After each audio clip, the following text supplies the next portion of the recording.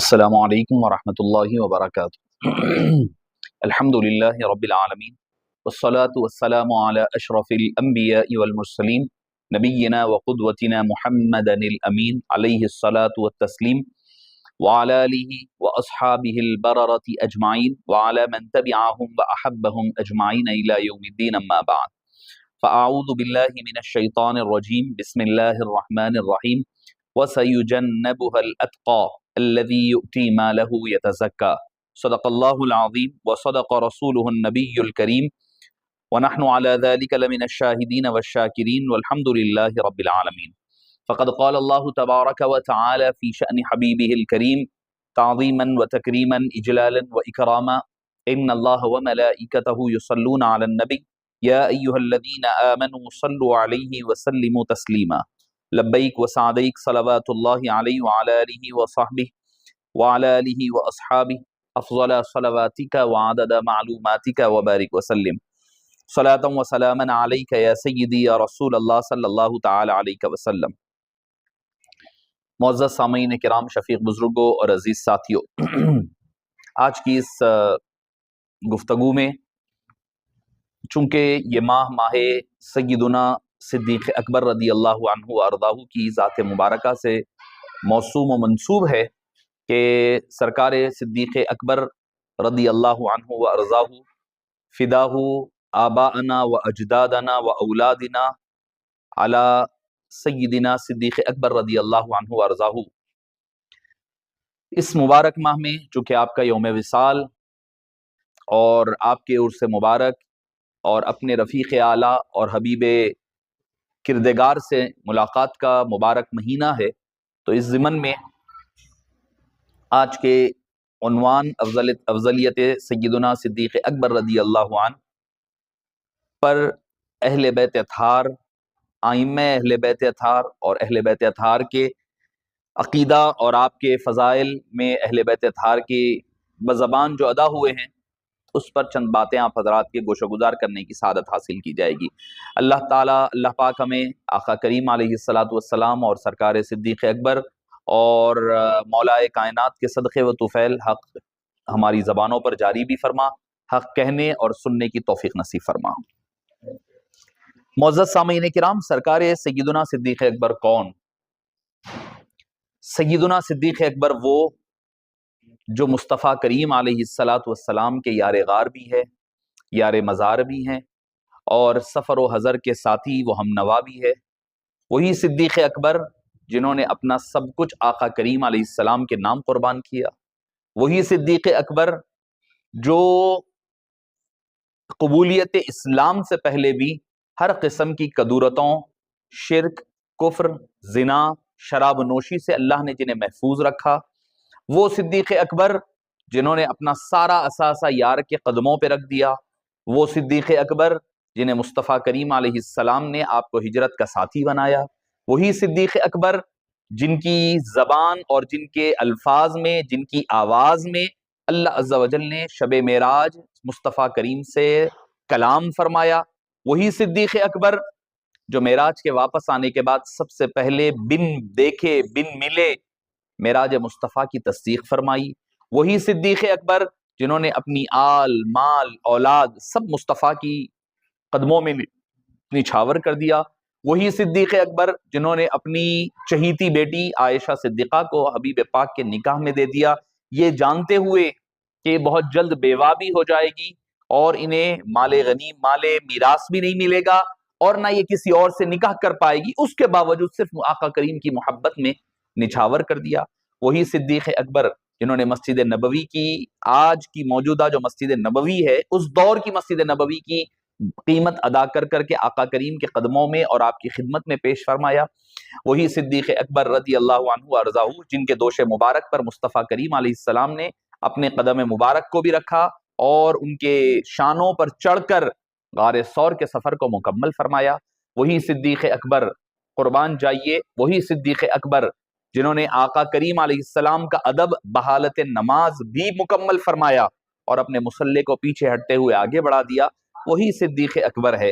وہی صدیق اکبر ہے۔ ہر منزل پر نظر آئیں گے تو صدیق اکبر نظر آئیں گے۔ ہم اور آپ کون ہیں؟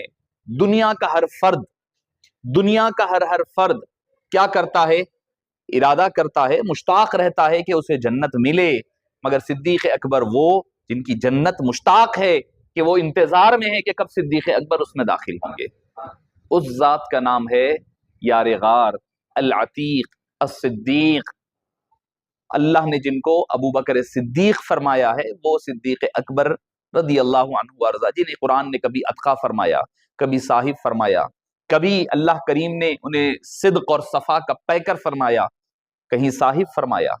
قرآن کریم اٹھا کر کے پڑھیے ان کے فضائل، ان کے مناقب، تب سب کبھی کہیں اولو الفضل فرمایا، فضل والے فرمایا۔ قرآن کہہ رہا ہے جن کو رب ذوالجلال کہے، آپ اندازہ لگائیے اس صدیق اکبر کا مقام و مرتبہ کیا ہوگا۔ یہ شان صدیق اکبر ہے رضی اللہ عنہ وارضاہ۔ دنیا رنگ و بو میں کسی صحابی، کسی نبی کے کسی صحابی کو وہ مقام نہیں ملا جو اللہ نے صدیق اکبر کو وہ مقام عطا فرمایا۔ صدیق اکبر آپ سمجھ رہے ہوں گے کہ صرف اس امت کے افضل ہے، نہیں، انبیاء کرام حضرت آدم سے لے کر آقا کریم علیہ الصلوۃ والسلام کے بعد اگر کوئی سب سے افضل ذات ہے ملائکہ کے بعد، اس پر بحث ہے کہ ملائکہ کے بعد ہے یا ملائکہ سے پہلے، یہ الگ بحث ہے، مگر سب سے افضل اگر کوئی ذات ہے تو وہ سیدنا صدیق اکبر کی ہے، چاہے وہ امت آدم علیہ السلام ہو، امت ابراہیمی ہو، امت موسوی ہو، امت عیسوی ہو، امت براہیمی ہو، جو امت کو اٹھا کر دیکھ لیں، ان ساری امتوں میں سب سے افضل اگر کوئی ذات ہے تو وہ سیدنا صدیق اکبر رضی اللہ عنہ وارضاہ کی ذات ہے۔ معزز سامعین کرام، کل قیامت کے دن، میں اپنے عنوان پر آ رہا ہوں مگر میں تمہید کے طور پر آپ کے سامنے چند باتیں گوش و گزار کر رہا ہوں۔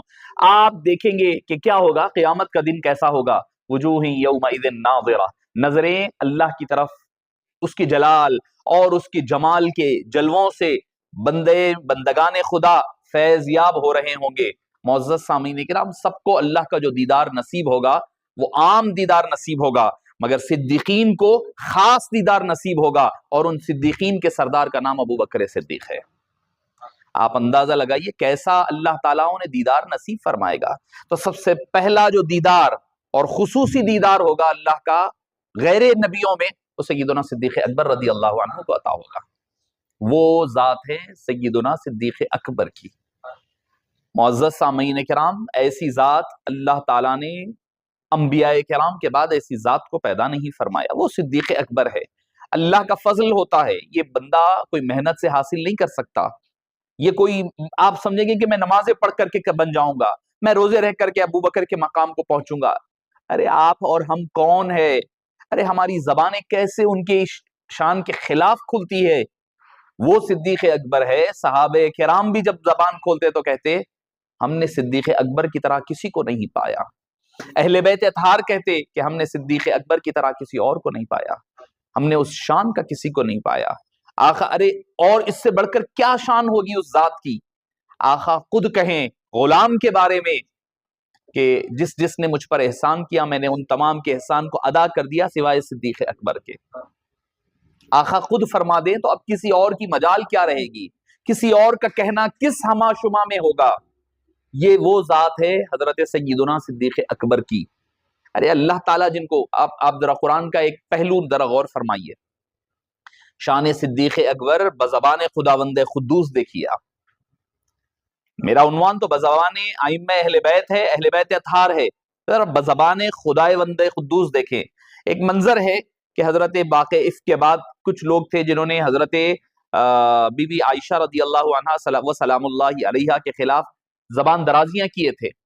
ان میں ایک شخص تھے، صحابی تھے، ان کا نام ہے حضرت مصطح۔ حضرت مصطح رضی اللہ عنہ وارضاہ حضرت ابو بکر صدیق کے رشتہ دار ہوتے تھے، اور حضرت مصطح کی ضرورتوں کو ابو بکر صدیق پورا کیا کرتے، ہر ماہ ان کے گھر کا اناج یہ دلایا کرتے۔ مگر جب باتیں منافقین کی پھیلنے لگی تو حضرت حسان بن ثابت بھی آ گئے اس رینج میں، حضرت مصطح بھی آ گئے، کئی اور صحابہ ہیں جو منافقین کی باتوں میں آ جانے کی وجہ سے حضرت بی بی عائشہ کے خلاف لبکشائی کر پڑے، مگر دل میں کوئی برائی نہیں تھی۔ وہ تو ایک سازش جب ہوتی ہے تو پھر اچھے اچھوں کی زبانیں وہ ہو جاتی ہے کہ اچھا بھی جو ہے کئی سازشوں کے حصہ بن جایا کرتے ہیں، جانے انجانے میں ہو جایا کرتا ہے۔ حضرت مصطح بھی ان باتوں میں آ گئے اور چند باتیں حضرت بی بی عائشہ کے خلاف کہہ دیے۔ جب قرآن نے کہہ دیا ہذا بہتان بہتان عظیم کہ بڑا بہتان تھا بی بی عائشہ پر، وہ پاک و صاف ہے، اور اللہ تعالیٰ نے فرمایا کہ جو لوگوں نے یہ کام کیا ان کے لیے سزائیں مقرر فرمائی وغیرہ، وہ بحث سورہ نور میں تفصیل کے ساتھ ہے۔ اب اس کے بعد ہوا یہ کہ حضرت ابوبکر صدیق کو جب پتا چلا کہ میری بیٹی کی پاک دامنی کا اعلان قرآن نے کر دیا ہے، اب حضرت ابوبکر صدیق ایک فطری طور پر اولاد سے محبت ہے، اولاد سے آپ اندازہ لگائیے کہ کتنی محبت ہے اولاد سے، کہنے لگے کہ میں اب آج سے مصطح کو ایک پیسہ نہیں دوں گا، قسم کھا لیا انہوں نے کہا کہ اب مجھ پر قسم ہے کہ میں اپنی اولاد اب مصطح کو کوئی پیسہ نہیں دوں گا، کوئی ان کی مدد نہیں کروں گا، نیک کام نہ کرنے کی قسم کھائی ہے۔ اللہ تعالیٰ نے قرآن کریم اسی سورہ نور میں 9-10 رکوع میں اللہ تعالیٰ فرماتا ہے وَلَا يَأْتَلِ أُولُو الْفَضْلِ مِنْكُمْ أَنْ يُؤْتُوا أُولِي الْقُرْبَى وَالْمَسَاكِينِ وَالْمُهَاجِرِينَ۔ اللہ تعالیٰ نے آگے قرآن کی تفصیل فَلْيَعْفُوا وَلْيَصْفَحُوا، اللہ تعالیٰ یہ قرآن کے الفاظ استعمال فرما رہا ہے وَلَا يَأْتَلِ أُولُو الْفَضْلِ مِنْكُمْ وَالسَّعَةِ، اولو الفضل، فضل والے، والسعہ اور سعت والے، کشادگی والے، اللہ قرآن میں فرما رہا ہے کس کو؟ ابو بکر صدیق کو، اولو الفضل ابو بکر صدیق۔ ارے فضل والا جس کو اللہ فرمائے اس کی فضیلت پر آج بحث ہو رہی ہے، وہ افضل ہے یا نہیں ہے اس پر بحث ہو رہی ہے، اب کہ اللہ فرمائے اولو الفضل، قرآن میں اگر کسی کو اولو الفضل کہا گیا وہ صدیق اکبر کو کہا گیا، والسعہ، کشادگی والوں کے لیے یہ مناسب نہیں ہے کہ وہ جو ہے اپنے رشتہ داروں کو، غریبوں کو، مسکینوں کو مال و دولت دینے سے روکے رہے۔ اللہ فرما رہا ہے یہ حضرت ابوبکر کے لیے فَلْيَعْفُوا وَلْيَصْفَحُوا، اللہ چاہا تو حکم بھائی انبیاء کو حکم دیتا ہے، اللہ انبیاء کرام کو قرآن میں حکم دیتا ہے فَصَلِّ لِرَبِّكَ وَانْحَرْ، اے حبیب اپنے رب کی نماز پڑھیے اور قربانی دیجیے۔ فَإِذَا فَرَغْتَ فَانْصَبْ، آپ اپنے جب تبلیغ دین حنیف کے منصب سے فارغ ہو جائیں، وَإِلَىٰ رَبِّكَ فَارْغَب، اپنے رب کی طرف راغب ہو جائیے۔ اللہ حکم فعل امر استعمال کر رہا ہے، مگر قربان جائیے صدیق اکبر کا مقام دیکھیے، اللہ کو کسی سے ڈر نہیں ہے، بھائی وہ مالک ہے، وہ آقا ہے، وہ مولا ہے، وہ مختار کل ہے، وہ مالک حقیقی ہے، وہ رب ہے، وہ جو چاہے کہ خالق ہے، مگر اللہ کیا فرماتا ہے فَلْيَعْفُوا وَلْيَصْفَحُوا، ابو بکر ان ایسے لوگوں کو، اولو الفضل اور اولو السعہ والے لوگوں کو کیا کرنا چاہیے؟ انہیں چاہیے کہ وہ معاف کر دے، وہ چاہیے کہ وہ درگزر کر دے۔ اللہ فرما رہا ہے ابو بکر صدیق کے بارے میں، حکم دے سکتا تھا ابو بکر معاف کرو، ختم ہو گئی تھی بات، کہا جا سکتا تھا، وہی کافی تھا، مگر قربان جائیے اللہ کے نزدیک صدیق اکبر کا مقام کیا ہے؟ فرمایا فَلْيَعْفُوا وَلْيَصْفَحُوا، انہیں چاہیے کہ وہ معاف کر دے، انہیں چاہیے کہ وہ ان کو درگزر کر دے۔ جب ابو بکر صدیق کو پتا چلا اللہ نے مجھے اولو الفضل اور اولو السعہ فرمایا تو خوشی کے مارے اب قسم کھائی تھی نا، اب یہ ہوتے ہیں، یہ صدیق کون؟ ابو بکر، یہ ابو بکر صدیق ہے۔ کیا جب یہ قرآن کی آیت نازل ہوئی تو صدیق اکبر نے کیا کہا؟ ٹھیک ہے مجھ سے یہ غلطی ہوئی تھی کہ میں نے قسم کھا لیا تھا، 2-3 مہینے میں نے نہیں دیا ان کو، حضرت مصطح کو کچھ وقفے کے لیے رک گیا تھا، ان کا ماہانہ جو خرچ دینا تھا رک گیا تھا، انہوں نے کہا کہ ماہانہ خرچ جتنا دیا وہ بھی ڈیو جو ہے وہ دوں گا، پہلے ایریئرز کو کلیئر کروں گا، پلس آج سے یہ تاریخ سے ان کو جو میں دیتا تھا ماہانہ وہ دوہرا ہو جائے گا، قسم کا کفارہ دے رہے ہیں صدیق اکبر۔ یہ ہے ابو بکر صدیق رضی اللہ عنہ، یہ شان صدیق اکبر ہے، جنہوں نے عشق کر کے بتایا کہ عشق ہوتا کیا ہے۔ ہم نے تو لیلا مجنوں، فرات، ہیر رانجھا کو پڑھ کر بڑے عشق کے کہانیاں، الف لیلا اور وہ بنا لیا ہے ہم نے، اگر حقیقی عشق دیکھنا ہے تو عاشق دیکھنا ہے تو صدیق اکبر کو دیکھیں، معشوق دیکھنا ہے تو سرکار دو عالم صلی اللہ علیہ وسلم کی ذات پاک کو دیکھیں۔ محب و محبوب ہوتا کیا ہے؟ اگر کسی کو عشق کی نظیر دیکھنا ہے تو بارگاہ سرکار صدیق اکبر میں پہنچ کر کے دیکھیں کہ وہ ہے کیا، عشق بولتے کس کو ہیں، عشق میں لوگ کہتے ہیں خالی کہ ایسا کر دیں گے، وہ کر دیں گے، چاند توڑ لائیں گے۔ قربان جائیے اگر ابو بکر صدیق کی بساط میں ہوتا چاند توڑ کر لانا تو وہ بھی لا کر کے مصطفیٰ کے قدموں میں ڈال دیا کرتے۔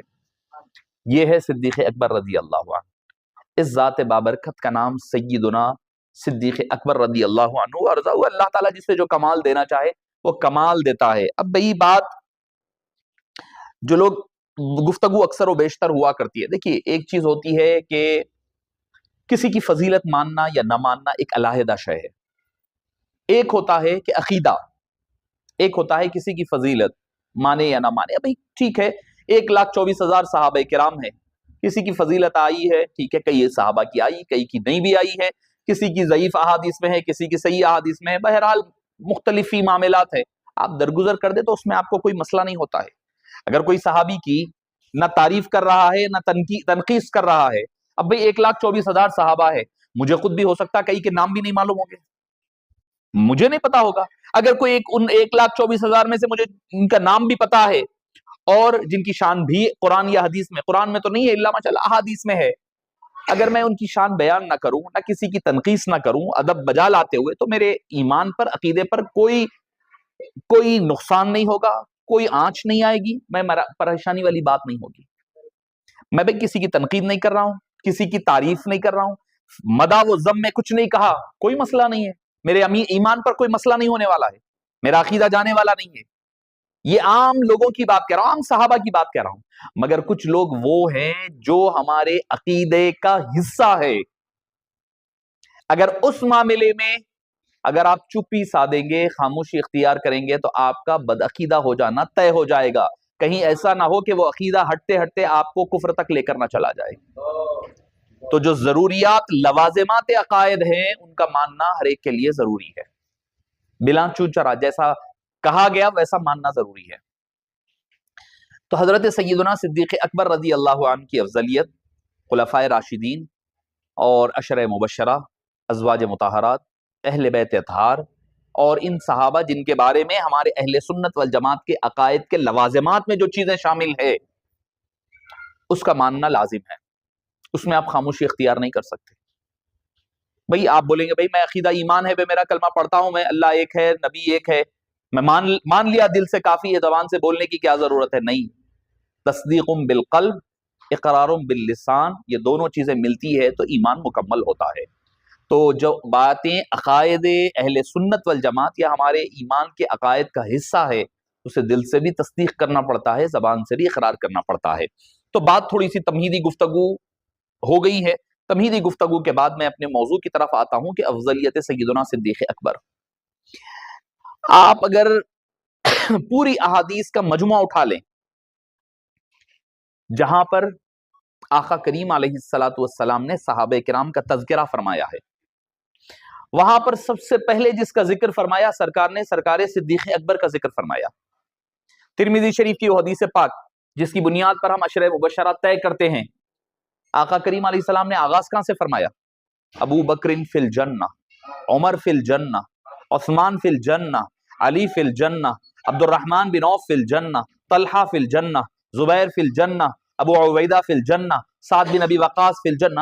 یہ کیا ہے؟ یہ آقا کریم علیہ السلام آغاز، بھئی آپ صلی اللہ علیہ وسلم نے جب پورے 10 کے 10 صحابہ ہے، جنتی ہے، تو کوئی حدیث میں آپ مجھے یہ بتائیے جہاں سے آغاز ایسا ہوا ہو، عمر فی الجنہ، علی فی الجنہ، عثمان فی الجنہ، یا پھر عثمان فی الجنہ، ابو بکر فی الجنہ، یا پھر یہ آغاز ہوا ہو علی فی الجنہ، عثمان فی الجنہ، عمر فی الجنہ، ابو بکر فی الجنہ. کہیں نہیں ملے گا آپ کو. کوئی حدیث لا کر کے مجھے، ایک ضعیف حدیث شیعہ روایات سے لا کر کوئی نہیں بتا سکتا مجھے. آقا کریم علیہ السلام آغاز ہی ایسے فرما رہے ہیں ابو بکر فی الجنہ، بتا رہے ہیں کہ افضل ابو بکر کی ذات ہے.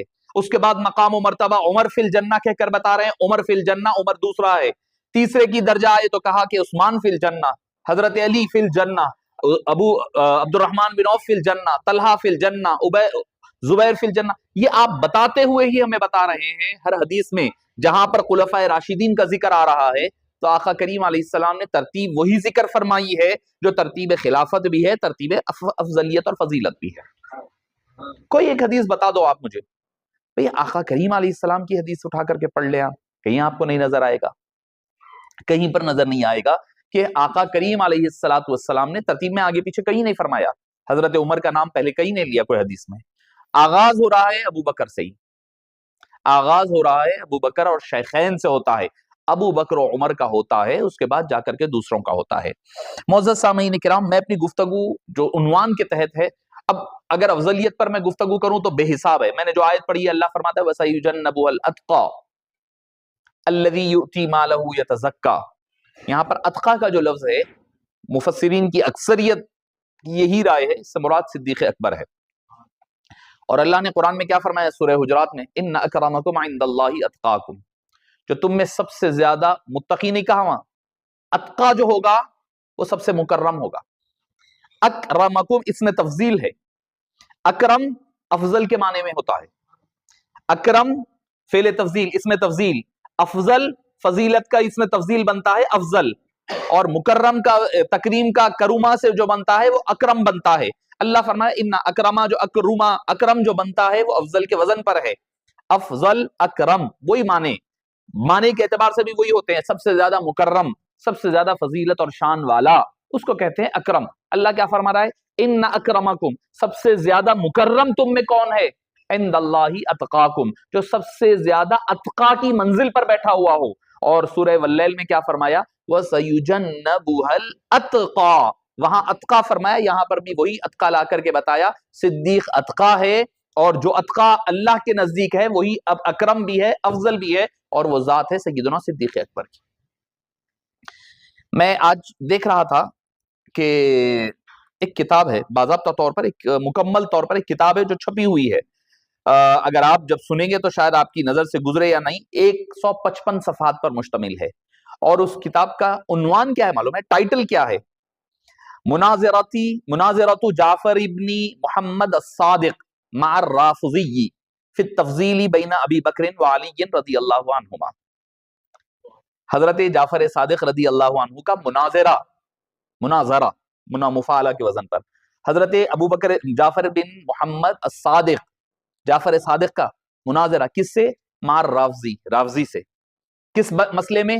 اللہ کی توحید میں ہے، رسول اللہ کی رسالت میں ہے نہیں، فی التفضیل بین ابی بکر وعلی، ابو بکر اور علی کے درمیان جو تفضیلیت کا جھگڑا ہے، افضلیت کا، اس عنوان پر رافضی سے حضرت جعفر صادق کا مناظرہ۔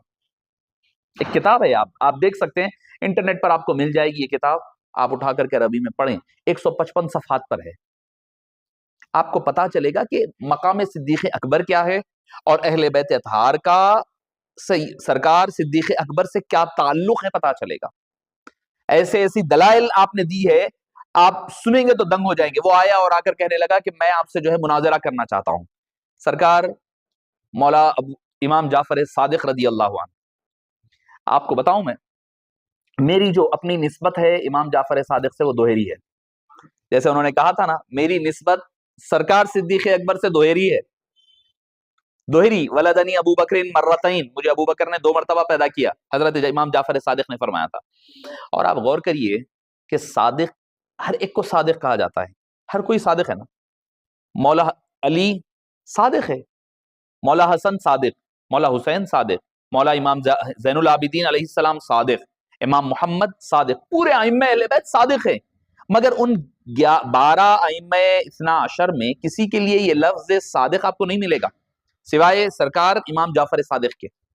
آپ غور کریں کبھی، ان کی جو نسبت سیدنا صدیق اکبر سے ہے، اس وجہ سے ان کو صادق کہا جاتا ہے، مفسرین کرام نے، محدثین نے فرمایا ہے۔ تو اچھا، سرکار جعفر صادق نے کیا فرمایا؟ مجھے ابو بکر نے، کیونکہ آپ کے والد تو امام جعفر صادق ہے، مگر آپ کی والدہ سے جو نسبت ابویت چل رہی ہے، امیت ہے، سرکار صدیق اکبر سے۔ سرکار صدیق اکبر رضی اللہ عنہ کی والدہ سرکار صدیق اکبر کی پڑپوتی ہوتی ہے، اور وہاں بھی اوپر بھی چلے جائیں، اس کے بعد اوپر چلیں تو پھر والدین دونوں کا سلسلہ، آپ کی والدہ کی والدین دونوں کے دونوں جا کر کے سرکار صدیق اکبر کی اولاد ہے۔ تو اسی لیے فرمایا ولدنی ابو بکر مرتین، ابو بکر نے مجھے 2 مرتبہ تولد کیا ہے، پیدا کیا ہے، آپ سے فیض پایا ہے۔ تو میں کہہ رہا تھا کہ میری بھی 2 نسبتیں ہیں امام جعفر پاک سے، ایک تو نسب امام جعفر صادق سے ہوتا ہوا امام سرکار سید الشہداء امام حسین علیہ السلام تک پہنچتا ہے، پہلی نسبت۔ دوسری نسبت نقشبندی ہونے کے اعتبار سے ہمارا سلسلہ نقشبندیہ کا شجرہ بھی امام جعفر پاک سے ہوتے ہوئے، امام محمد قاسم سے ہوتے ہوئے، سلمان فارسی سے ہوتے ہوئے ابو بکر صدیق تک پہنچا کرتا ہے۔ تو میں تو سرکار امام جعفر صادق کا مانوں گا۔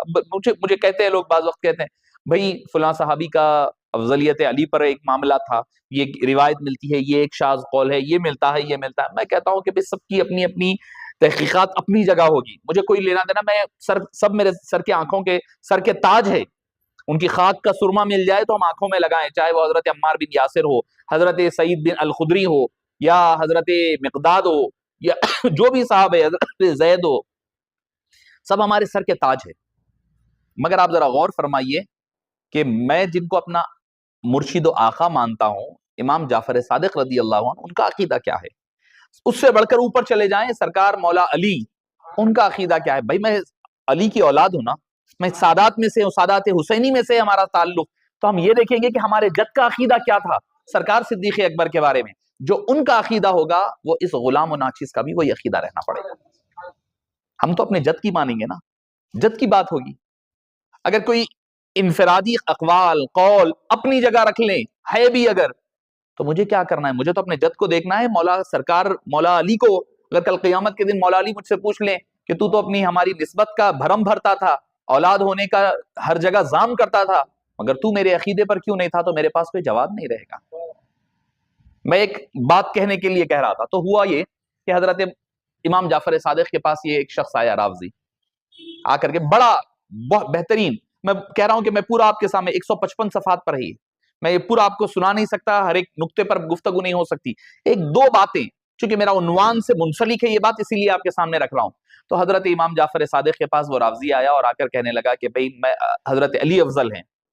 تو آپ نے پوچھا کہ بھئی تیرے پاس دلیل کیا ہے, دلیل کیا ہے؟ تو اس نے کہا کہ پہلی دلیل رافضی نے, یہ میں نے آپ کو کتاب بتائی ہے, جس کو کتاب دیکھنا ہے وہ انٹرنیٹ پر دیکھ لے, مناظرۃ جعفر بن محمد الصادق مع الرافضی فی التفضیل بین ابی بکر و علی. جس کو دیکھنا ہے, جس کو اعتراض کرنا ہے امام جعفر صادق پر کر لے, مجھے کوئی مسئلہ نہیں ہے. تو حضرت امام جعفر صادق نے پوچھا کہ دلیل کیا ہے تیرے پاس؟ تو یہ مسئلہ اب کا نہیں ہے, یہ پرانا چلنے والا مسئلہ ہے, چل رہا ہے, وہ اس دور میں حل نہیں ہوا ہے, تو اب آگے کیا ہوگا. تو امام جعفر صادق نے پوچھا کہ تیری دلیل کیا ہے؟ تو اس نے کہا کہ ابو سرکار دو عالم صلی اللہ علیہ وسلم نے اپنا مقام عطا کیا, اپنا بستر عطا کیا حضرت علی کو, بستر پر سلایا. کانا ینام, کہ وہ آپ اپنے بستر پر اعلی فراشی ہی, کہ وہ آپ کے بستر پر آرام کر رہے تھے بغیر کوئی ڈر کے, بغیر کوئی خوف کے, بلا خوف و خطر آپ کے بستر پر سو رہے تھے. تو امام جعفر صادق رضی اللہ عنہ نے کیا خوبصورت, یہ ہوتے ہیں دیکھیے جو گھر والے رہتے ہیں نا, گھر والوں کی بات, گھر والوں کا فیض جو ہوتا ہے نا, یہ فیض علم سے نہیں آتا, یہ روحانی فیض, یہ غوثیت کبریٰ کے مقام پر فائز ہی یہ کہہ سکتے ہیں. اور انہی کا حق تھا. فرمانے لگے کہ اللہ نے, رسول اللہ نے مولا علی کو بستر دیا, اور یہ دیکھ اے نادان, اے رافضی, چونکہ جب بات ہو رہی اس سے رافضی سے, آپ نے فرمایا یہ دیکھ کہ بستر ایک کو ملا, اور بستر پر لیٹنے کی وجہ سے تو علی کی فضیلت ثابت کرنے کی کوشش کر رہا ہے. علی بستر پر ہے اور ابو بکر خود ذات رسالت میں آپ کے ساتھ ہے. یہ بستر کی فضیلت کس وجہ سے ہے؟ حضور کی وجہ سے ہے. حضور آرام کرتے ہیں, اس وجہ سے بستر کی فضیلت ہے. مگر ہے کس کے ساتھ ابو بکر, کس کے ساتھ ہے؟ خود بستر والے کے ساتھ جو ہے اس کا نام ہے ابو بکر صدیق. پہلی دلیل ہو گئی.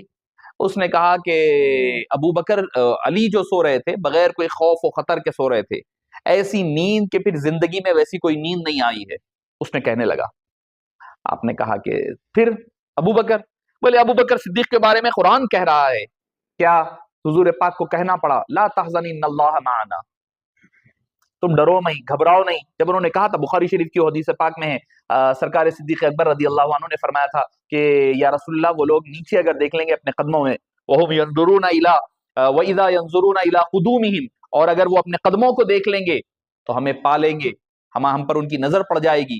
تو آقا کریم علیہ السلام نے اس وقت فرمایا تھا کہ اے ابو بکر, تم اس کے بارے میں کیا سوچتے ہو, کیا کہتے ہو کہ جس کا تیسرا, جو دو ہے ایک جگہ اور جن کا تیسرا خدا ہے. تو لا تحزن, قرآن کی آیت سورہ توبہ کی نازل, لا تحزن ان اللہ معنا. تو اس نے کہا کہ حضرت ابو بکر خوفزدہ تھے, غمزدہ تھے, حزن و رنج میں تھے, غم میں تھے, اسی لیے اللہ کو کہنا پڑا اے ابو بکر ڈرو نہیں. وہاں علی مرتضیٰ بلا خوف سو رہے تھے, اسی لیے علی افضل ہے. سرکار امام جعفر پاک نے فرمایا, یہ اہل بیت اطہار ہے. اہل بیت اطہار کا چمکتا دمکتا آفتاب و مہتاب کا نام جعفر صادق ہے. وہ جعفر صادق کی آپ کو کتاب کا حوالہ دے کر کے بتا رہا ہوں. سرکار امام جعفر صادق نے فرمایا کہ اے نادان, ذرا دیکھ تو صحیح, صدیق اکبر کو خوف کس چیز کا تھا؟ کس چیز کا خوف تھا؟ ان کو اپنی جان کا خوف تھوڑا ہی تھا. جان کا خوف ہوتا تو وہ سانپ کے سوراخوں پر اپنی ایڑیوں کو نہیں لگاتے. سانپ کے سوراخ پر اپنی ایڑیوں کو نہیں لگاتے اگر جان کا خوف ہوتا آپ نے. اور آپ کو بتاؤں میں ایک روایت جو میری نظر سے گزری ہے، غالباً میں سمجھتا ہوں کہ امام طبری نے نقل کیا ہے، حضرت سیدنا صدیق اکبر کو جو سانپ نے ڈسا ہے وہ 1-2 مرتبہ نہیں بلکہ 100 مرتبہ ڈسا ہے، تب جا کر کے ان کی آنکھ سے آنسو ٹپکا ہے 100 مرتبہ. تو حضرت جعفر صادق نے اس راوی سے کہا، اے بندے دیکھ، وہ خوف کس لیے تھا، وہ حزن کس کے لیے تھا؟ اپنی جان کا نہیں تھا، آقا کریم علیہ السلام کی جان مبارک کا تھا. آقا کچھ ہو جائے، آقا کریم کی ذات مبارک کو آنچ نہ آنے پائے، دھکا نہ لگنے پائے، یہ خوف تھا. وہ جان کا، اپنی جان کا خوف نہیں تھا. اپنی جان کا خوف رہتا تو گھر سے نہ نکلتے، اپنی جان کا خوف رہتا تو کبھی آقا جا رہے ہیں، کبھی سامنے آ رہے ہیں، کبھی پیچھے جا رہے ہیں، کبھی سیدھے کبھی بائیں، ادھر ادھر نہیں پھرا کرتے. اپنی جان کا خوف ہوتا تو ایڑی لگا کر کے اس غار پر پیر نہیں رکھتے. جان کا خوف نہیں تھا، خوف تھا تو جان رسالت مآب صلی اللہ علیہ وسلم کا تھا، کیونکہ آقا کریم کے ذریعے سے ابھی ایمان پھیلنا ہے، اسلام عام ہونا ہے، اسلام پھیلنا ہے، اسی لیے یہ آپ حزن تھا. اللہ نے فرمایا لا تحزن ان اللہ معنا. تو پھر اس نے کہا کہ ٹھیک ہے، آیت قرآنی پیش کیا اس نے سورہ مائدہ کی، کہنے لگا انما ولیکم اللہ ورسولہ والذین آمنوا الذین یقیمون الصلاۃ ویؤتون الزکاۃ وہم راکعون. علی کی شان میں اللہ نے یہ آیت نازل فرمائی جو کسی اور کے لیے نہیں ہے، کسی اور کے لیے نہیں آئی ہے. کیا ہے وہ آیت؟ یہ ہے اللہ تعالیٰ فرما رہا ہے کہ وہ علی وہ ہے جو نماز کے عالم میں بھی صدقہ و خیرات کرتے ہیں، کوئی اور عمل نہیں کرا سوائے علی کے. آج ہمارے بھی ذہن میں یہ باتیں آتی نا، ایک حدیث ہمارے کو فضیلت کی مل جاتی ہے، ہم کہتے ہیں ارے بھائی یہ حدیث ہے اسی لیے افضل ہے. من کنت مولا کی حدیث میں لکھا افضل ہیں. ابھی تو میں مولا علی پر آیا ہی نہیں ہوں. میں ابھی مولا علی نے جو احادیث سنائی ہے نا، میں نے لکھا ہوا ہے، میں نے جمع کیا، آپ کے سامنے چند معروضتاً پیش کروں گا. میں نے اپنی گفتگو کا آغاز اسی عنوان پر، افضلیت پر، مولا جعفر صادق سے جو رافضی کا مناظرہ ہوا وہ پیش کر رہا ہوں آپ کو. اور تفصیل پڑھنا ہے، 155 صفحات کی کتاب ہے، انٹرنیٹ پر موجود ہے، یا جسے چاہیے میں آپ کو پیش کرنے کے لیے تیار ہوں، عربی میں ہے. تو اس نے کہا کہ اللہ نے ولی حضرت علی کو کہا، اور ولی کا معنی ہوتا ہے کہ بعد میں ولایت، یعنی خلافت کے معنی میں جو عمومی طور پر اہل شیعہ لیا کرتے ہیں. من کنت مولا کا بھی وہی معنی لیتے ہیں ہم، حالانکہ وہ دوست، مددگار اور مدد کرنے والے، دوست، محب کے معنی میں لیا کرتے ہیں. تو آپ نے فرمایا ٹھیک ہے، تو نے ایک آیت نیچے پڑھ لی، اس سے ایک آیت اوپر بھی پڑھ لیتا تو تجھے پتا چل جاتا کہ مقام صدیق اکبر کیا ہے. امام جعفر صادق نے فرمایا یا ایھا الذین آمنوا من یرتد منکم عن دینہ فسوف یأتی اللہ بقوم یحبهم ویحبونہ اذلۃ علی المؤمنین اعزۃ علی الکافرین یجاہدون فی سبیل اللہ ولا یخافون لومۃ لائم ذلک فضل اللہ یؤتیہ من یشاء. اے ایمان والو، من یرتد منکم عن دینی، جو لوگ ارتداد کریں گے، ارتداد آپ کے دور میں جو ہوا تھا آقا کریم علیہ السلام کے وصال کے بعد، اللہ تعالیٰ فسوف یأتی اللہ بقوم، تو اللہ ایک قوم ایسی لائے گا، اس کے سردار کا نام ابو بکر صدیق ہوگا، یحبہم، اللہ پہلے ان سے محبت کرے گا، ویحبونہم، وہ بعد میں ویحبونہ، وہ پھر اللہ سے بھی محبت کریں گے، اذلۃ علی المؤمنین، مومنین کے بارے میں نرم ہوں گے، اعزۃ علی الکافرین، کافروں پر بڑے سخت ہوں گے، یجاہدون فی سبیل اللہ، اللہ کی راہ میں جہاد کریں گے ان کے خلاف، ولا یخافون لومۃ لائم، کسی کے ملامت کا وہ خوف نہیں کھائیں گے، ذالک فضل اللہ یؤتیہ من یشاء، یہ وہ لوگ ہیں جنہیں اللہ چاہتا ہے ان کو فضل عطا فرما دیتا ہے. یہ کسی سے لڑائی جھگڑے کی بات نہیں ہے، اللہ کی مرضی ہوتی ہے، وہ جس کو فضیلت عطا فرمانا چاہے وہ ان کو فضیلت عطا فرماتا ہے. امام جعفر صادق نے کہا یہ آیت پڑھ لی تو نے انما ولیکم اللہ، اس سے پہلے کی آیت پڑھ لیتا تو مقام صدیق اکبر تجھے پتا چل جاتا. تو معزز سامعین کرام، اس سے مناظرہ ہوا بڑی حد تک. آخر میں جاتے ہوئے اس نے امام جعفر صادق سے معذرت خواہی کرتے ہوئے، معافی چاہتے ہوئے، اپنے آپ کو سرنڈر کرتا ہوا وہ واپس گیا. تو یہ ہے ائمہ اہل بیت اطہار کا، اہل بیت اطہار کے گھرانے والوں کا آقا صدیق اکبر رضی اللہ عنہ وارضاہ سے تعلق و نسبت. اچھا، یہ امام جعفر صادق کی ایک روایت سے میں آغاز کرتا ہوں، روایات کے اعتبار سے. امام جعفر صادق فرماتے ہیں میں نے یہ روایت اپنے والد امام محمد باقر سے نقل کی، انہوں نے یہ روایت اپنے والد امام زین العابدین سے نقل کی، انہوں نے یہ روایت اپنے والد امام حمام، امام حسین شہید کربلا رضی اللہ عنہ علیہ السلام سے نقل کی، انہوں نے یہ روایت آقا مولا علی کرم اللہ وجہہ الکریم سے نقل کی، انہوں نے آقا کریم علیہ السلام سے نقل کی. حضور کو فرماتے ہوئے سنا ابو بکر سے بہتر کسی شخص پر نہ سورج طلوع ہوا نہ کبھی غروب ہوا. اور آپ کو پتا ہے मुहद्दिसीन से जाकर के पूछें, आप मुहद्दिसीन से जाकर के पूछें, जो रिवायत आइम्मे अहले बैत अतहार जिसके रावी होते हैं, उस रिवायत का आलम क्या होता है। सबसे खूबसूरत तरीन सनद मानी जाती है वो, सबसे खूबसूरत तरीन सनद मानी जाती है रिवायात के एतबार से। अरे इससे बढ़कर के कौन रावी होगा। अरे भाई रिवायत पर बहस होती है, इन्होंने इनसे रिवायत की, इन्होंने ये सही थे नहीं थे, सादिक थे, अदुल थे नहीं थे, बहस होती है भाई इनका कैरेक्टर कैसा। इस कैरेक्टर पर गुफ्तगू करोगे, जाफर सादिक, मोहम्मद बाकिर, ज़ैनुल आबिदीन, अली, इमाम हुसैन, मौला अली रदी अल्लाह अन्हु, इससे बढ़कर के खूबसूरत सनद और क्या होगी। वो नकल करते हैं कि आका करीम ने फरमाया अबू बकर से बेहतर किसी पर न सूरज तुलू हुआ न सूरज गुरूब हुआ। इसके बाद इमाम जाफर सादिक फरमाते हैं कि मैंने रिवायत में अगर कुछ गलत बयानी की हो तो मुझे शफात नसीब न हो। इमाम जाफर सादिक फरमा रहे हैं, है किसमें मजाल जो इमाम जाफर सादिक के इस कौल का इनकार कर ले। मुअज़्ज़ज़ सामीन किराम, अहले सुन्नत वल जमात का जो अकायद हैं वो ऐसी सुनी सुनाई बातों पर ज़न्नो तखमीन के राहों के मुसाफिर नहीं है। हम जो बात करते हैं यकीन की मंजिलों से गुजर करके कहा करते हैं, तब जाकर के अकायद अहले सुन्नत वल जमात बनते हैं। इमाम जाफर पाक ने फरमाया अगर मैंने इस रिवायत में कुछ भी गलत कहा हो, कोई कमी की हो, तो मुझे शफात नसीब ना हो और मैं तो क़यामत के दिन सिद्दीक़ अकबर की शफात का तलबगार रहूंगा। ये इमाम जाफर सादिक का अकीदा है। दूसरी रिवायत में यह है कि सारी उम्मत से अफजल अबू बकर सिद्दीक है। अर्रियाज़ नज़रा जिल्द 1 सफ़ा नंबर 267, 267, 268 दोनों में ये हदीस पाक मिलती है। अब आइए मैं मौला अली करमल्लाहु वजहू, जिनको कहते हैं ना अफजल, मौला अली हजरत अबू बकर सिद्दीक से अफजल है। आज की बात नहीं है, ये इब्तिदा से चला आ रहा है। देखिए मसला आपको मैं बताऊं, इसमें एक और आसान कर देता हूं थोड़ी सी मसला आपको। आप नौजवान हैं, होता यह है कि कोई एक बात किसी की, आजकल सोशल मीडिया इतना आम हो गया है, होने की वजह से इधर की बात उधर, उधर की बात इधर हो जा रही है, अहले तशय्यो की बातें आ रही है, तो हमारे लोग अहले तशय्यो में और अहले सुन्नत के मुस्तनद उलमा में फर्क नहीं करने की वजह से मसाइल होते हैं। आज क्या दिन है? 6 दिसंबर है, बाबरी मस्जिद की शहादत का दिन। मैं आपको मिसाल दे रहा हूं, आप मिसाल समझेंगे, नौजवानों को कह रहा हूं खास तौर पर, आप अपने अकाबिरीन के अकीदे पर रहिए, आप चलती हवाओं के पीछे ना चलिए। हवा जिधर चली मुसलमान नहीं होता ऐसा, हमारे अकायद ऐसे नहीं होनी चाहिए कि हवा जिधर की चल रही है, जिधर हवा ले चली उधर चले, नहीं। आई हवा चले चले, अपनी खुशी से आए ना अपनी खुशी चले वाली बात नहीं हो सकती। अकीदे के मामले में आप सुनी सुनाई बातों पर नहीं सुना जाता है।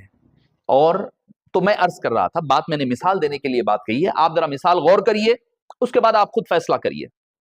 क्या है कि बाबरी मस्जिद का फैसला आया, बाबरी मस्जिद तोड़ी गई थी 1952 में 6 दिसंबर के दिन।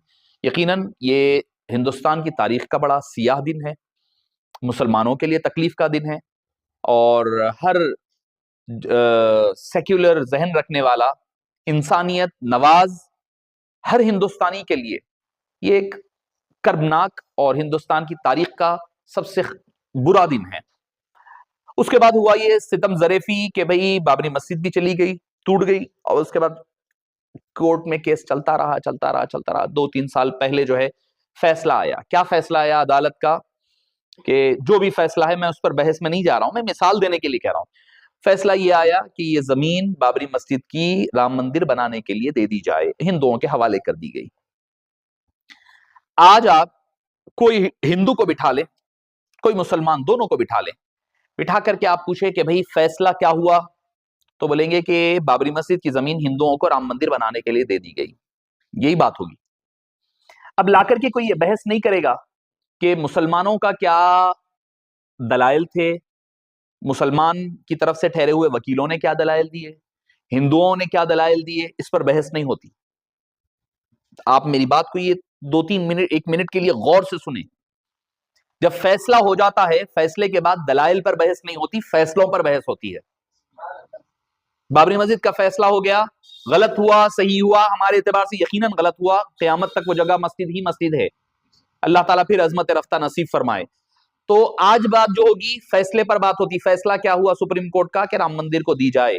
अब ये बहस नहीं होती کہ مسلمان وکیل کی کیا دلیل تھی, ہندو وکیل کی کیا دلیل تھی. فیصلہ دیکھا جاتا ہے. معزز سامعین کرام, جب یہ قضیہ آغاز ہوا, جو افضلیت کا مسئلہ اٹھا, تو ہمارے اکابرین بیٹھے, ہر دو طرف کے دلائل پر گفتگو کی ہے, بحث کی ہے. انہوں نے دلیل دی, انہوں نے اس کی دلیل دی, انہوں نے اس کا جواب دیا, دلائل انہوں نے دیے, ساری چیزیں طے ہو گئی. ہونے کے بعد کیا ہوا؟ فیصلہ یہ ہو گیا کہ ساری امت میں افضل البشر بعد الانبیاء بالتحقیق ابو بکر صدیق کی ذات ہے. فیصلہ ہو گیا. اب بات فیصلے پر ہوگی, اب دلائل پر گفتگو نہیں ہونی چاہیے. اب نہیں یہ صحابی کا یہ عقیدہ تھا, یہ کتاب میں یہ آیا ہے, یہ ایک روایت. بھائی آپ کو اب دلائل پر بحث کی ضرورت نہیں, اب فیصلے کو ماننا پڑے گا کہ فیصلہ کیا ہوا ہے.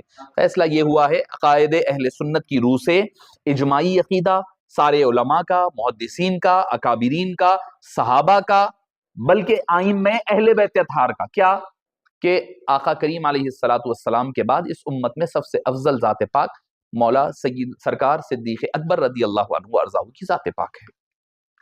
تو میں عرض کر رہا تھا کہ اب ابو بکر اب علی مرتضیٰ, لوگ کہیں گے نا, میں نے جیسے ابتدا میں کہا, لوگ کہیں گے بھائی یہ روایت ایک ملتی ہے, یہ روایت فلاں کی ملتی ہے, حضرت مقداد یہ مانتے تھے, عمار بن یاسر یہ مانتے تھے.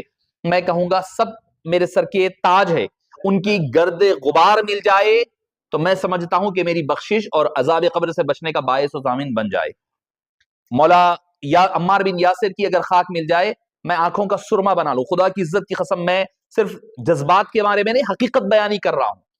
مولا علی کا مل جائے, اویس قرنی کے مل جائے, سعید خدری کا مل جائے, حضرت مقدار کا مل جائے, حضرت جحیفہ کا مل جائے, جس صحابی کا آپ لا کر کے پیش کریں, میرے لیے سر کے آنکھوں کے تاج ہیں, سر کے تاج ہیں, آنکھوں کا سرما بنا لوں. ان کے قدموں کی خاک مل جائے, اگر ان کے گھوڑوں کے نال کی اگر مجھے دھول مل جائے تو ہم آنکھوں کا سرما بنا لیں. سب سر آنکھوں پر ہے میرے, مگر میں مولا علی کا اولاد میں سے ہوں, مولا حسین کا اولاد میں سے ہوں نا, تو میں اپنے جد آقا سیدنا علی المرتضی سید العربی والعجم مولا مشارق سید المشارق والمغارب کے عقیدے پر ہوں. جو عقیدہ مولا علی کا ہے وہی عقیدہ میرا ہوگا. میں اپنے جد کو بھی دیکھوں گا نا. اب بھائی آپ جس کو افضل بول رہے ہیں, اب ان کی بات ذرا سن لیجئے, ان کا عقیدہ آپ کے سامنے پیش کر کر اپنی گفتگو کو اختصار کے ساتھ سمیٹ لوں. المعجم الکبیر ہے, طبرانی, حدیث صحیح ہے, حدیث نمبر 178 ہے, جلد نمبر 1 ہے, صفحہ نمبر 107 ہے. حضرت عمر رضی اللہ عنہ سے مروی ہے, مولا علی فرماتے ہیں کو ممبر پر فرماتے ہوئے سنا, رسول پاک صلی اللہ علیہ وسلم کے وصال با کمال کے بعد افضل ابو بکر, عمر اور عثمان ہیں. یہ علی مرتضیٰ فرما رہے ہیں. دوسری حدیث بھی سن لے, حضرت علی فرماتے ہیں ابو بکر صدیق خلافت کے سب سے زیادہ مستحق سمجھتے ہیں, یہ حضور پاک کے غار کے ساتھی ہیں اور ثانیت نین ہیں, ہم ان کی شرافت اور بزرگی کے معترف ہیں, بلکہ خود آقا کریم نے اپنی حیات طیبہ میں ان کو امامت کا حکم دیا. المستدرک علی الصحیحین, حدیث نمبر 4422. تیسری روایت لے لیں, آقا مولا علی مرتضیٰ فرماتے ہیں, آپ جب لوگوں نے کہا کہ آپ اپنا جانشین کیوں مقرر نہیں فرماتے آپ کے بعد, تو آپ نے فرمایا کہ کیا نبی کریم صلی اللہ علیہ وسلم نے کسی کو اپنا جانشین بنایا تھا اپنے بعد؟ بولے نہیں. بولے میں کسی کو اپنا جانشین مقرر کیوں کروں؟ اگر اللہ تعالیٰ لوگوں کے بارے میں بھلائی کا ارادہ فرمائے گا تو ان لوگوں میں کو ان میں سے سب سے بہتر فرد پر جمع کر دے گا. اسی طرح جس طرح اللہ تعالیٰ نے لوگوں کو ان کے نبی کے بعد سب سے افضل, سب سے بہتر شخص پر جمع فرما دیا, وہ شخصیت ابو بکر صدیق کی ہے. یہ کون فرما رہے ہیں؟ علی کرم اللہ وجہہ الکریم فرما رہے ہیں. پھر فضائل الصحابہ لے لیں, حضرت مولا علی فرماتے ہیں, کیوں فرماتے ہو سنا, امت کے بہترین شخصیت نبی کے بعد ابو بکر و عمر ہے. پھر آگے فرمایا کہ حضرت علی مرتضیٰ کے پاس حضرت مولا ابو بکر صدیق کا ذکر ہوا تو آپ نے انہیں کثرت سے آگے بڑھنے والے فرماتے. آپ فرماتے کہ ہم کسی نیکی کے کام میں آگے بڑھنا چاہتے تو ابو بکر کو ہم اپنے سے بھی آگے پایا کرتے. المعجم الاوسط. اچھا, اب ایک اور حدیث پاک بڑی خوبصورت ترین ہے اور بخاری شریف صحیح الاسناد حدیث ہے. باب بھی سن لئیے, باب فضائل اصحاب النبی صلی اللہ علیہ وسلم, حدیث نمبر ہے 3671 حدیث نمبر ہے. حضرت محمد بن حنفیہ رضی اللہ عنہ وارضاہ, جو حضرت علی کے فرزند ہے دوسری ازواج سے, آپ نے اپنے والد ماجد سے پوچھا کہ آقا کریم علیہ السلام کے بعد سب سے بہتر کون؟ اب بھائی حضرت محمد بن ابو حنفیہ کو نہیں پتا, مولا علی فرما رہے ہیں اور یہ بخاری کی حدیث ہے, کوئی انکار نہیں کر سکتا. مولا علی کا عقیدہ تو دیکھ لو کم سے کم. مولا علی کیا فرما رہے ہیں؟ مولا علی سے پوچھا گیا سب سے آقا کریم کے بعد سب سے افضل کون؟ خیر الناس بعد النبی صلی اللہ علیہ وسلم. تو آپ نے فرمایا ابو بکر. کون؟ مولا علی فرما رہے ہیں, اور یہ بخاری کی حدیث ہے, حدیث نمبر 3671. بولے ابو بکر. پوچھا کہ ثم بعد, ان کے بعد کون؟ فرمایا عمر. کون فرما رہے ہیں؟ علی مرتضیٰ فرما رہے ہیں. علی کرم اللہ وجہہ الکریم بذات خود فرما رہے ہیں ابو بکر, پھر عمر. حضرت محمد فرمانے لگے کہ میں اس ڈر سے کہ کہیں پھر تیسرے نمبر پر حضرت عثمان کا ذکر کریں گے. یہ روایت میں ہے, یہ میں اپنی طرف سے نہیں کہہ رہا ہوں, یہ روایت کا حصہ ہی ہے. میں نے کہا کہ اچھا تو پھر اس کے بعد تو آپ ہی ہوں گے. بیٹے کہہ رہے ہیں اپنے والد سے کہ پہلا سرکار کے بعد ابو بکر کا نام لیا آپ نے, اس کے بعد عمر فاروق کا نام لیا. آپ نے فرمایا کہ بھئی اس ڈر سے کہ کہیں آپ عثمان غنی کا ذکر, یعنی ان کو بھی پتا تھا یہ ہو سکتا ہے. حضرت محمد وہ فرمانے لگے پھر اس کے بعد تو آپ کا ہی نمبر ہوگا, آپ ہی ہوں گے. تو آپ عاجزی اور انکساری کے طور پر فرمانے لگے میں تو مسلمانوں میں سے ایک مسلمان شخص ہوں, عاجزی اور انکساری کے طور پر. اس پر بحث ہے کہ حضرت عثمان, اور مگر اہل سنت والجماعت کا جو عقائد ہے احناف امام اعظم ابو حنیفہ وغیرہ کا ہے, جو ترتیب خلافت, ترتیب فضیلت اور افضلیت ہے ہمارے نزدیک. اور مولا علی آگے فرماتے ہیں کیا کہ ابو بکر کو 4 باتوں میں مجھ سے سبقت حاصل ہے. ابو بکر 4 چیزوں میں, 4 معاملات میں مجھ سے آگے ہیں. سب سے پہلے انہوں نے مجھ سے پہلے اسلام کا اظہار کیا, اظہار اسلام. یعنی اب اس میں اختلاف ہے کہ بھئی ابو بکر صدیق اسلام سب سے پہلے کون لائے. تو دیکھیے سب سے پہلے کے بارے میں بحث یہ ہے کہ حضرت خدیجۃ الکبریٰ سب سے پہلے ایمان لائی ہے سارے لوگوں میں, اور یہ بات حق ہے. سب سے پہلے سیدتنا خدیجۃ الکبریٰ ہے. اور اب اس لیے بھی کیونکہ اعتبار یہ ہوتا ہے کہ بھئی گھر والے تو اپنے گھر کے جو ہیڈ آف دا فیملی ہوتے ہیں ان کے اسلام اور دین پر ہوتے ہیں. اسی وجہ سے حضرت ابو بکر صدیق کا نام سب سے پہلے استعمال کیا جاتا ہے, لیا جاتا ہے, کیونکہ گھر کے باہر والوں میں باہر والے جو لانا ماننا سب سے بڑی بات ہوتی ہے, اسی لیے ابو بکر صدیق پہلے ایمان لائے کہا جاتا ہے. ورنہ تو سیدتنا خدیجۃ الکبریٰ سب سے پہلے ایمان لانے والوں میں شامل ہے. اسی لیے امام اعظم ابو حنیفہ نے آسان کر دیا, خواتین میں خدیجۃ الکبریٰ, مرد میں ابو بکر, بچوں میں علی اور زید بن حارثہ, غلاموں میں, تاکہ مسئلہ ہی حل ہو جائے. اب رہی بات بچیوں کی, اب اچھا اس پہ بھی ایک اعتراض ہوتا ہے, تو کہتے ہیں بچیوں میں کون لائے, کیوں نہیں آتا. آپ نہیں دیکھے ہیں, آپ اگر صرف شیعوں کی کتابیں پڑھیں گے تو آپ کو نظر نہیں آئے گا. آ کر کے دیکھیں پہلے بچیوں میں ایمان لانے والیوں میں کون ہیں. حضرت زینب ہے, حضرت رقیہ ہے, حضرت ام کلثوم ہے, حضرت فاطمہ الزہرا. ہم بول رہے ہیں آپ کو کون لائے نہیں بتائے, ہم بتا رہے ہیں لئیے آپ کو ہونا ہے تو لئیے. بچوں میں کہ بچیوں میں بچوں کا ذکر ملتا ہے, بچیوں کا کیوں نہیں ملتا. بی بی خدیجۃ الکبریٰ کے ساتھ چاروں آپ کی شہزادیوں نے اسلام قبول فرمایا ہے. تو معزز سامعین کرام, آپ فرماتے ہیں کہ حضرت علی کا معاملہ کیا ہوا تھا کہ آپ صلی اللہ علیہ وسلم کے اعلان کے بعد, چونکہ کم عمری ہے آپ کی, عمر مبارک کم ہے حضرت علی کی, 10 سال کی عمر ہے زیادہ سے زیادہ, 8-9 سال کی عمر بتائی جاتی ہے. تو وہ آپ نے فرمایا یا رسول اللہ میں اپنے والد کے پاس جاؤں گا, جا کر کے ان سے پوچھوں گا کہ بھئی میں ایمان لاؤں یا نہیں لاؤں, اسلام قبول کروں یا نہیں کروں. ساری رات گئے اپنے والد کے پاس رہ گئے, رات گزری والد کے پاس رہ کر کے صبح حضرت ابو طالب کے پاس سے واپس آئے. ایک روایت میں ملتا ہے والد سے پوچھا تو والد نے اجازت دی, آپ آ کر کے اسلام لائے. ایک روایت میں یہ ہے کہ انہوں نے یہ سوچا کہ جی اللہ تعالیٰ نے مجھے پیدا کرنے سے پہلے میرے والد سے مشورہ نہیں کیا, تو میں اس پر ایمان لانے کے لیے ان سے کیوں مشورہ کروں, اسی لیے آپ آئے اور آ کر کے اسلام قبول فرمایا. یعنی اظہار اسلام جو ہوا ہے اس میں وہ پہلے, اور مجھ سے پہلے ہجرت فرمائی حضرت ابو بکر فرمایا. دوسرا وجہ کیا ہے سبقت کی؟ دوسری وجہ یہ ہے کہ مجھ سے پہلے ہجرت فرمائی. تیسری وجہ یہ ہے کہ وہ آقا کریم علیہ الصلوۃ والسلام کے یار غار رہے. اور چوتھی فضیلت یہ ہے کہ انہوں نے مجھ سے پہلے نماز ادا فرمائی. تو یہ ہے تاریخ دمشق میں اس کو نقل کیا گیا ہے. اور ایک مقام پر فرمایا کہ آقا کریم کے بعد اس امت میں سب سے افضل ابو بکر و عمر ہیں, اور میری محبت, غور کریے مولا علی فرما رہے ہیں میری محبت اور ان کا یعنی ان دونوں کا بغض کسی مومن کے دل میں جمع نہیں ہو سکتا. میری محبت اور شیخین ابو بکر و عمر کی کا بغض دونوں ایک دل میں جمع نہیں ہو سکتا, اور نہ ہی میرا بغض اور ان دونوں کی محبت کسی دل میں جمع ہو سکتی ہے.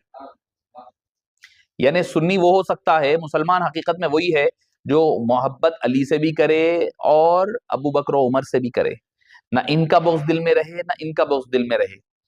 ایسا نہیں ہو سکتا علی کا نام لے کر کے شیخین کو گالی دے یا شیخین سے محبت کا دعویٰ کرے صحابہ سے اور اہل بیت سے کنارہ کشی اختیار کرے، وہ مومن ہرگز نہیں ہو سکتا۔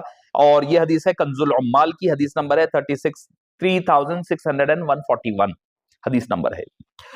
معزز سامعین اکرام، میں اگر آپ کو احادیث طیبہ سناتا جاؤں تو بے شمار احادیث طیبہ جس میں آقا کریم علیہ السلام کے اس یار غار کے بارے میں آپ کو بے شمار احادیث ملنے لگی۔ ایک بار کیا ہوا، حضرت سیدنا ابو بکر صدیق رضی اللہ عنہ کی مولا علی سے ملاقات ہوئی تو، اور اچھا آپ کو بتاؤں میں، حضرت ابو بکر صدیق ہر نماز آپ امامت فرماتے۔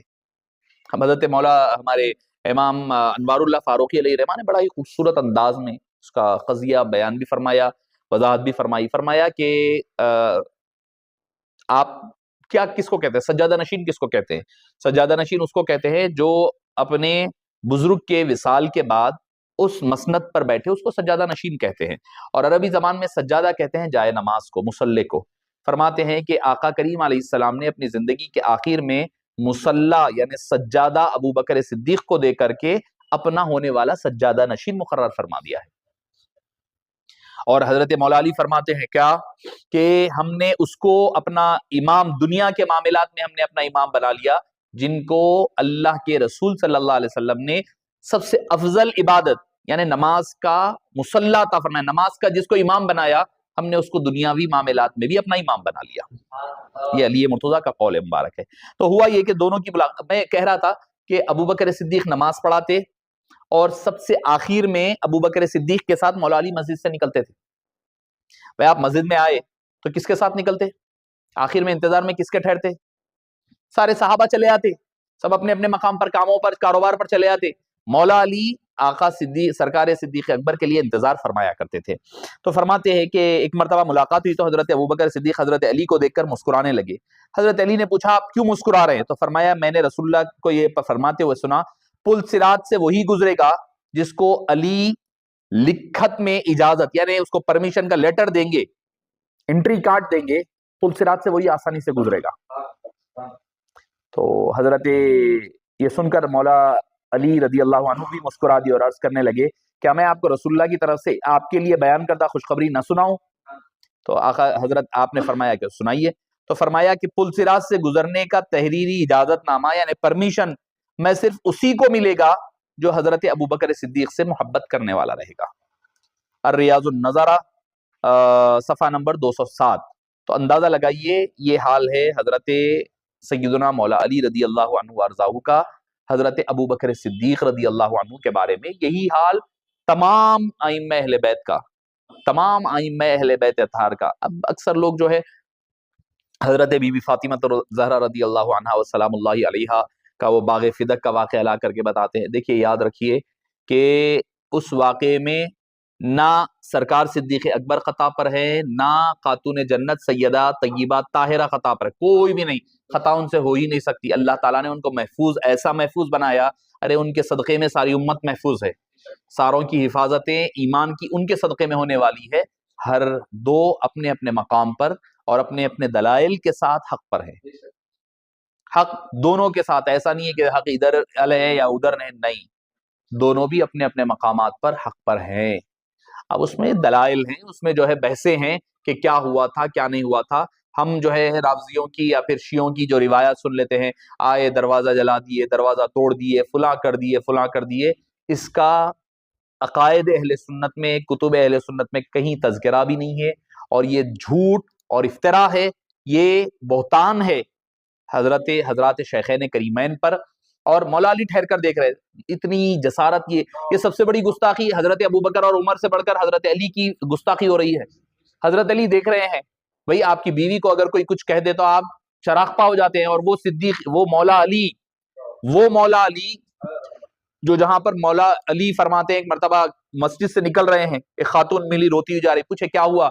تو بولے مجھے سنسار کرنے کا حکم دیا گیا۔ بولے کیوں؟ تو بولے میں نے زنا مجھ سے سرزد ہو گیا ہے، تو اور میں حاملہ ہوں، میرے بچے کا کیسا ہوگا؟